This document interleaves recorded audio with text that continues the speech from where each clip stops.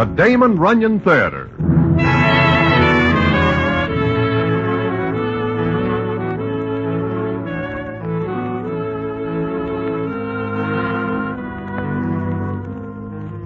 Once again, the Damon Runyon Theater brings you another story by the master storyteller, Damon Runyon. And this one, Leopard Spots. And to tell it to you, here is Broadway. Thanks. Well, I am finally in good shape again after a very trying time in the city of Philadelphia, PA. How I get into bad shape concerns Spider McCoy, a prizefighter named Pigsfoot Grudy, and a citizen named Caswell Fish, who is not a prizefighter, but nevertheless gets into the ring with a common chance. And how that happens, I will tell you in a minute.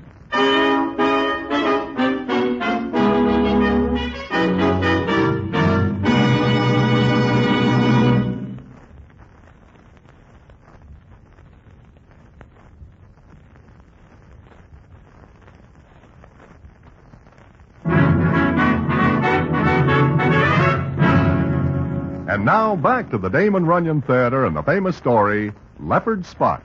Well,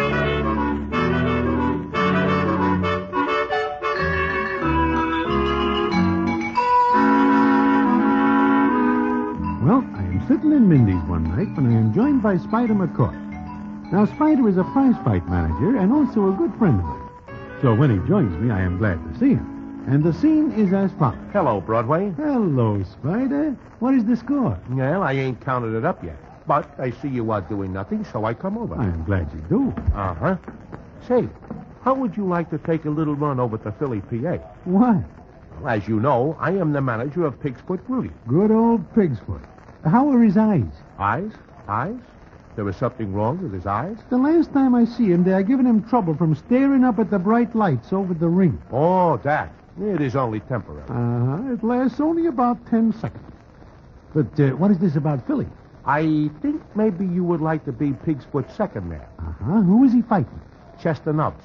Chester Nubbs? Spider, why do you not put old Pigsfoot into the ring against the platoon of Marines?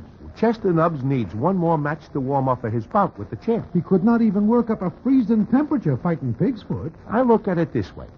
It takes Chester 2 or 3 rounds to get warmed up. Pigfoot's always good for 2 or 3 rounds. Then he gets careless. He has a glass jaw. And not a very good grade of glass. Well, it is his affair, and yours. Uh-huh. Will you be his second? The way I look at the fight, I will be his last. But, okay, I will go with you to Philly, PA.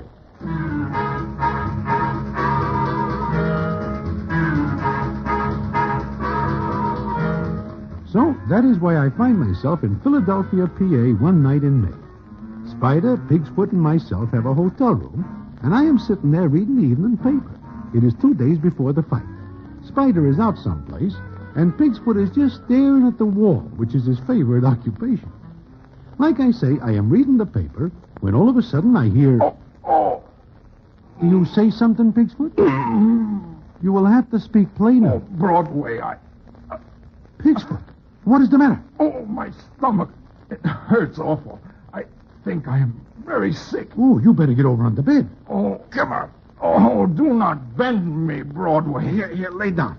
Well, Easy. everything's all set. What is the matter? Spider, Pigsfoot is sick. Sick? That cannot be. He fights Chester Nubbs in 2 days. Pigsfoot, be a man. Get up. Speak to me. Oh. Maybe you better call a doctor. The doctor costs money. Look, Pigsfoot fights in 2 days. It is more than somewhat of a cinch that he will not be able to go into the ring against Chester Nubbs, bent over like a headwaiter with important customers. I guess you are right. All right. We will call a doctor. So we call a doctor, and it seems that Pigsfoot has something called an appendix, which is more than somewhat troublesome. Well, it is a few hours later, and Spider and me are sitting outside Pigsfoot's room at the hospital. Spider is saying... He has to get something wrong in his stomach. Why is it not in his head where there is nothing to get out of order? Spider, do not look now, but coming down the hall is Jack Keegan. Chester Nubbs' manager. Uh-huh. How will I explain this to him? I do not know. Maybe if you show him Pigsfoot's appendix. Well, Jack Keegan of all people. What's the idea of telling me on the phone that Pigsfoot's out of the running? That is true. Yeah? Spider, What are you going to do? Jack, short of canceling the bout, I do not know. Listen, we ain't going to cancel this bout. Get a substitute. What? Where will I get one? That's your problem, chum, but get one. And see that he's no better or no worse than Pig's Foot. I'm taking no chances on my boy getting rough just before he meets the champ. This is a warm-up bout, just training. Yeah, I see. And another thing. All this has Chester upset. Huh? Oh. I spent 2 years building him up. And I've spent 2 years trying to convince him there's nothing wrong with him. What are you talking about, Jack? I'll tell you. Chester is what is called a hypochondriac. I think he is a heavyweight. Oh, you're dope. That means that he thinks he's got everything wrong with him. If he sees a picture of a handkerchief, he catches a cold. Oh, and you are afraid this will give him an appendix. This morning it did. Until I reminded him that his was taken out 3 years ago. Now, you got to get a substitute and fast. What if I cannot? You will. Or I'll see to it that you don't book a fight for the rest of your life. Yeah, okay, Jack. I will see what I can do. You better. And I want to see the guy you pick. So long. What are you going to do, Spider? Oh, Broadway, I do not know. Can you think of anyone who wants to fight Chester Nubbs? Nobody with a head in working order. That is what I think. Everybody dodges him. Hey, look. There is Pig's Foot Nurse coming out of his room. I got to ask her if maybe Pig's Foot can make the grade by day after tomorrow. Miss Nurse. Yes, were you calling me? Yeah. How is he? How is old Pig's Foot? Mr. Grudy? The same. How is he? Oh, doing very nicely. He has a fine constitution. Sure. As long as he is not hit in the jaw, he is all right. Are you relatives? No, friends. Oh, well, he's fine. Nothing to worry about now. Then he will be able to fight the day after tomorrow? Fight? What are you talking about? He means go into the ring and fight. Are you... Oh, you're joking. No. That's ridiculous. You'll have to excuse me now. Say, she is not a bad looker. In fact, she is almost 100% perfect. Yeah, I noticed that, too. Maybe Pig's Foot is luckier than we are. Pig's Foot. I stopped thinking about him for a couple of seconds. Oh, well, come on, Broadway. Let us hunt up a substitute for the fight.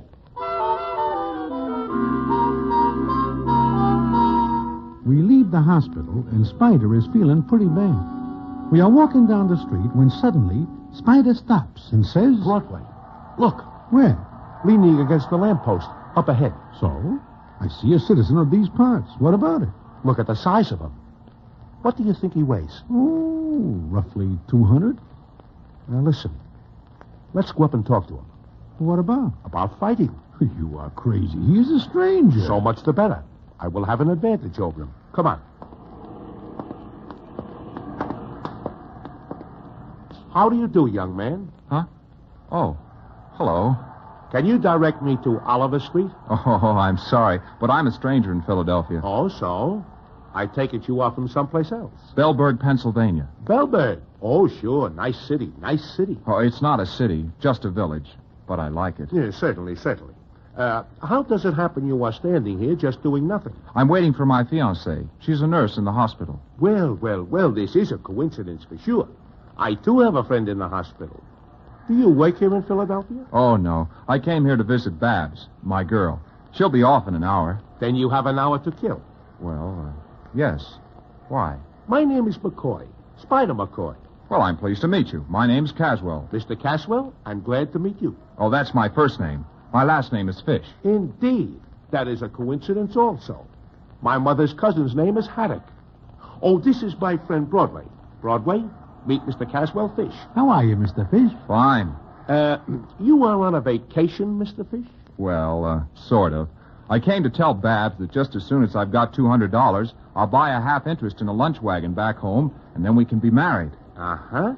Then I take it you do not have the 200 dollars? Why are you asking all these questions? Look, there is a coffee shop across the street. Why do we not repair to it and talk? What about? About $200? Maybe even $250? What are you up to, Mr. McCoy? My ear's in trouble. But you can help me, and I will be able to help you realize your dream of having half a lunch wagon. Let us go.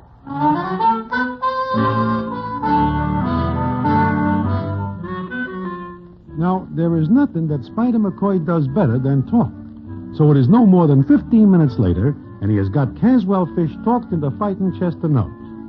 I am not happy about this because I am beginning to like Caswell. He's a nice young guy. But the thought of $200 gives him a case of temporary insanity. Caswell agrees to meet Spider at the gymnasium to start training. He has got 1 day to get ready. Then at the gym, the scene is as follows. Well, Broadway, I feel much, much better. Look, Spider, what about this Caswell? He knows nothing about fighting. He knows nothing about Chester Nubs. What he does not know will not frighten him. But the odds are a little more than 6 to 5 that Caswell Fish will take a terrible shellacking. He is big and strong. He will recover quickly. Besides, does he not get his 200? How much do you get? 1,800. But look at all the worrying I do. For who? Now look, I am making Caswell Fish very happy. He gets his dough. He buys half a lunch wagon at Bellberg. Gets married. I have a funny feeling that the wedding will have to be postponed until he is able to enjoy it. Shh, look. Here comes Jack Keegan. Well, Spider, where is he? Who? Didn't you call me and say you'd found a boy? Oh, sure. The Leopard Kid. The who? The Leopard Kid. He is called that because of the animal in him. Never heard of him. Between you and me, neither does anyone else. What? Look, Jack, you know the fans will pay to see Chester fight, even if he goes into the ring against his own grandmother. What difference does it make who the Leopard Kid is? Spider, so help me. If you're pulling a fast one, I'll kill you. I didn't bring my boy up from ham and egg prelims to see him get shelled by a lucky palooka. Jack, this can never happen. It better not. Now, another thing. Chester goes to see Pigsfoot at the hospital. He sees Pigsfoot's niece there, and he falls in love with her. What is the matter with that? Just he has stopped training to be at Pigsfoot's bedside because Babs is there. Oh. I am now going to drag him away from Babs Kugel. I'll come back later and see your boy. Spider, what if this Caswell Fish does get lucky? Not a chance. Watch it. Here he comes. Well, Miss McCoy, it's all set. I called my girl and told her I took a job upstate and won't be back for a week. You see, that way she won't know I'm going to fight. I don't think she'd like it. Sure. Now, we better get to work. Sure. Gee, $200 just for fighting. You ever fight before, Caswell? No, I don't like to. You do not like to. I see. But I'll do it, because it means Babs Kugel will become Mrs. What is her name? Babs Kugel. She's a nurse. Why? Nothing at all. Except that I think I will need her very soon.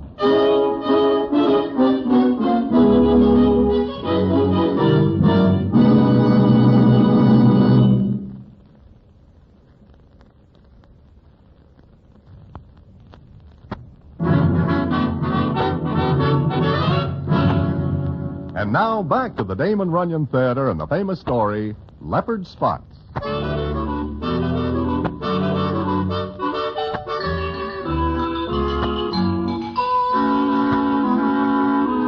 Well, that is all I need to hear. That Babs Kugel is Caswell Fish's doll, and that Chester Nubs is also in love with her. It is later that same afternoon that Jack Keegan comes back to the dressing room to take a look at Caswell. And the scene is as follows. So, this is the Leopard Kid, eh, Spider? Sure. What do you think of him, Jack? He don't look like a fighter. Oh, I'm not. Huh? What he means is he does not compare with Chester Nubs. Oh, I see. Spider, Broadway, I want to talk to you. Sure. Go get dressed, Caswell. Okay. What is the matter, Jack? Look at his skin. It's all white. What are you worth, a color movie? If he goes in the ring with that white skin, the fight will look phony. Looks like he trained in a dark cellar. Jack, I can do nothing about his skin. Get a sun lamp, sit him under it, get him tanned up a little. Sun lamp? But that costs money. Look, Spider, do like I say. And he better look good. Oh, how do you like that, Broadway? Now I got to make this guy look like a lifeguard. He is awful white. But I will not buy a sun lamp. Look, At what? iodine. Well, what about it? There is lots of it here. And it is a brown color. I can give him a fine tan with it. You are figuring on painting him with iodine? It is cheaper that way. Come on.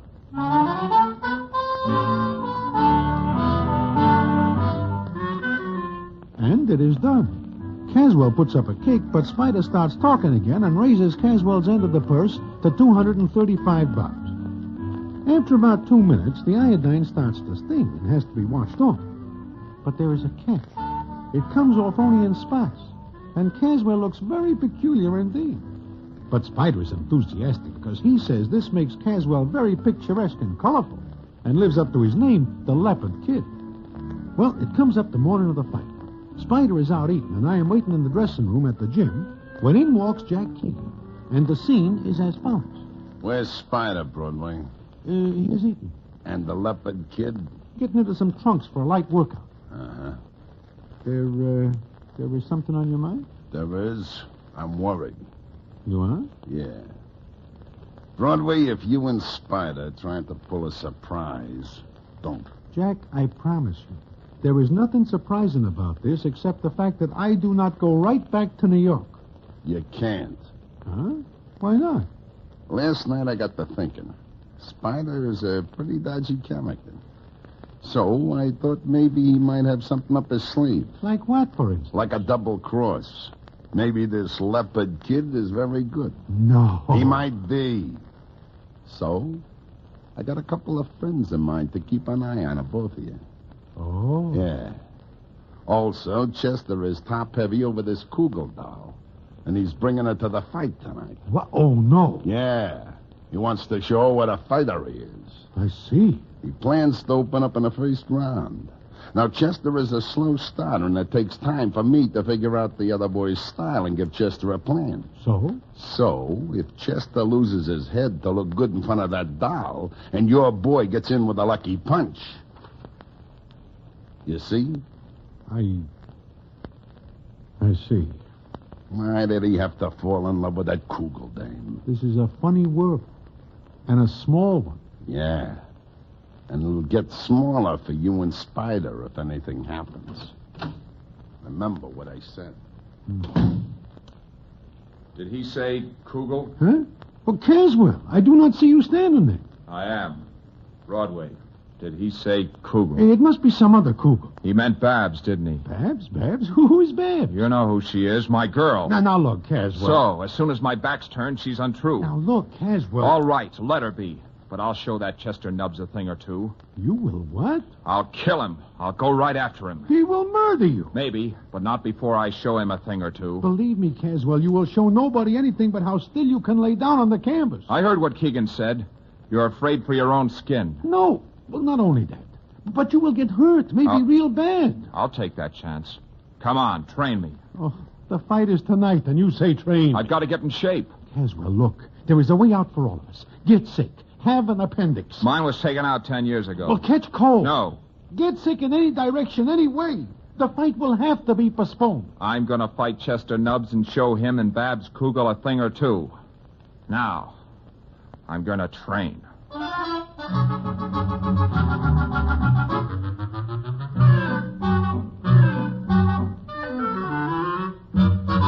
There is nothing to it, but he trains.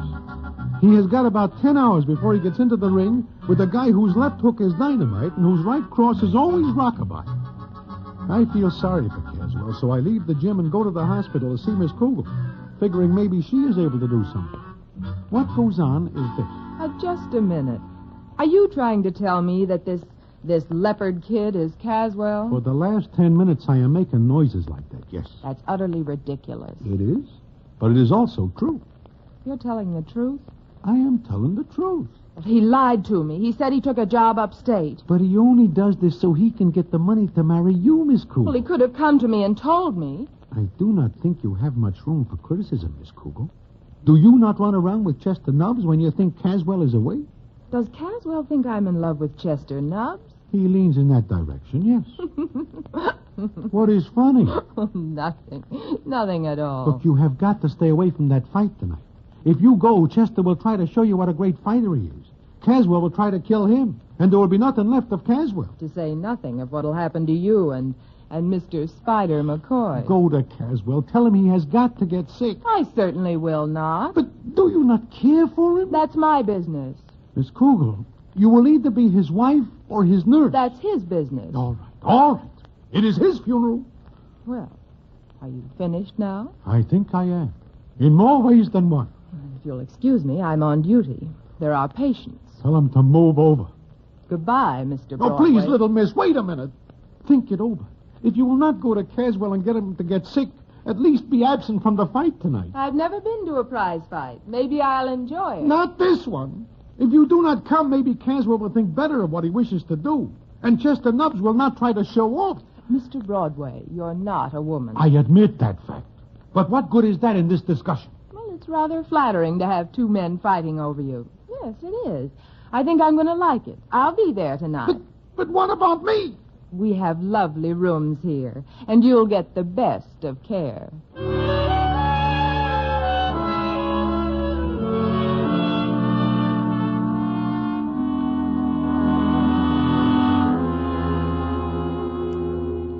I do not like the way she says that, or the thought behind it. Well, the night comes on very fast. In fact, it is the shortest day I ever spent. There is nothing to do but go through with a fight, and I find myself in Caswell's corner at ringside. The place is packed with fans who are here to see Chester Nubbs do away with another opponent. Spider is very nervous, and so am I, because right back of us are two citizens who are not here for the fight. They watch us. Then the scene is as follows. Ladies and gentlemen, this is the main event of the evening. Broadway, do you see Miss Kugel? Yeah, I see her. She is sitting right behind Chester's corner. I'll show her a thing or two. And him, boy. Now look, Caswell, do not be rash. If you see or smell anything like a glove coming your way, just lie down. And do not move until you feel me lifting you up. Look. She just passed a note to him. It's a love note. Oh, I'll show them a thing or two. Now just take it easy. The leopard. Come on. That is your introduction. Spider leads Caswell to the center of the ring. And I notice something funny. Chester Nubbs stays away from Caswell. Does not even shake hands with him. Then Spider and Caswell are back in the corner. Pass him love notes right under my nose, will she? Oh, I'll show him a thing or two. Caswell, the best thing you could show tonight is some sense. Keep away from Chester Nubbs. I'll kill him. My career is over here and now. Remember, stay away from him, Lie Caswell. down quietly. Get some rest.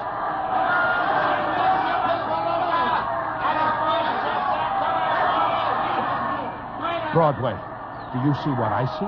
It looks to me like Chester is staying away from Caswell. I do not understand. He says he will kill him. Spider, look at Jack Keegan. Yeah, I see him. He is trying to show me a large pocket knife. I wonder why. I do not think he is trying to show it to you. Broadway, look at Chester. He looks like he's scared stiff. I see. But I wonder why.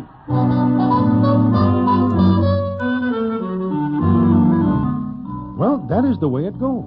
Chester Nubbs keeps away from Caswell, and Caswell chases him around the ring.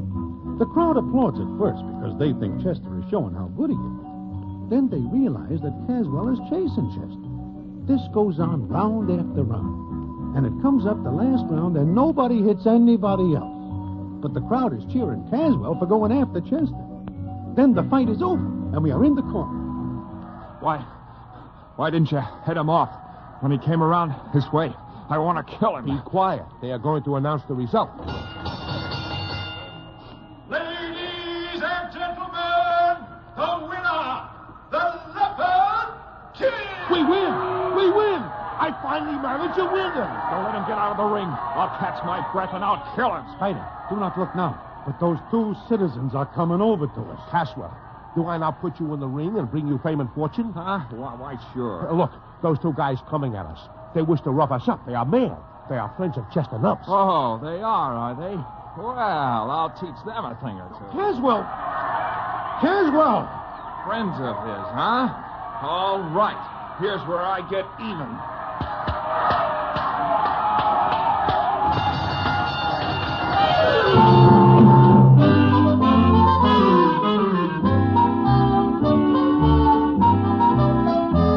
It is all over in a little while. Caswell cools off Keegan's boys, and the gendarmes get us to the dressing room. Now, that is not the end of the story. The payoff comes a little later. and I will tell you about it in a minute.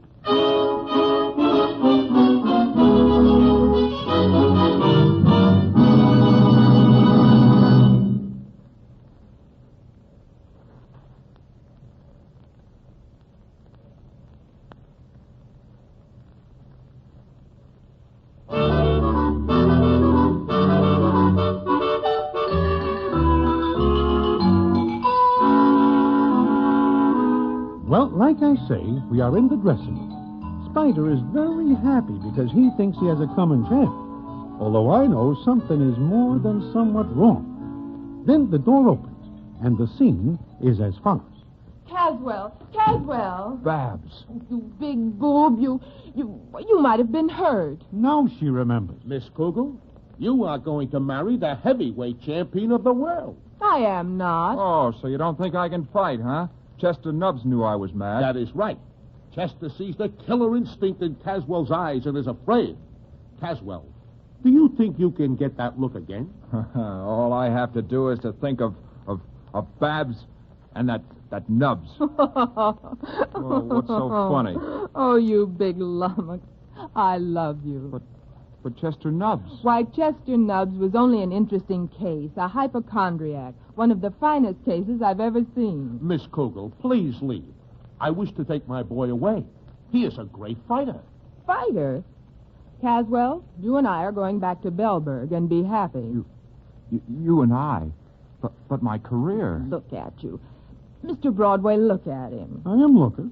Oh, what do you see? Caswell fish. Caswell fish with spots all over him. Big brown spots. Those spots won the fight for you big idiot. What are you saying, little miss? Because Chester Nubbs is a hypochondriac. I sent him a note just before the fight began. Oh, yeah, that love note. What about that? Love note? Well, maybe you've all learned your lesson, so I'll tell you. That note said Caswell has a very contagious disease, and just getting near those spots would prove disastrous. Now get dressed, Caswell. Oh, okay, Babs. Broadway, there goes my career. 2 times in one night.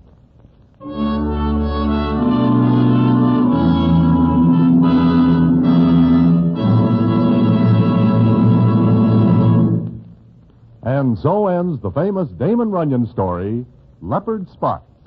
Listen in again next week for the Damon Runyon Theater.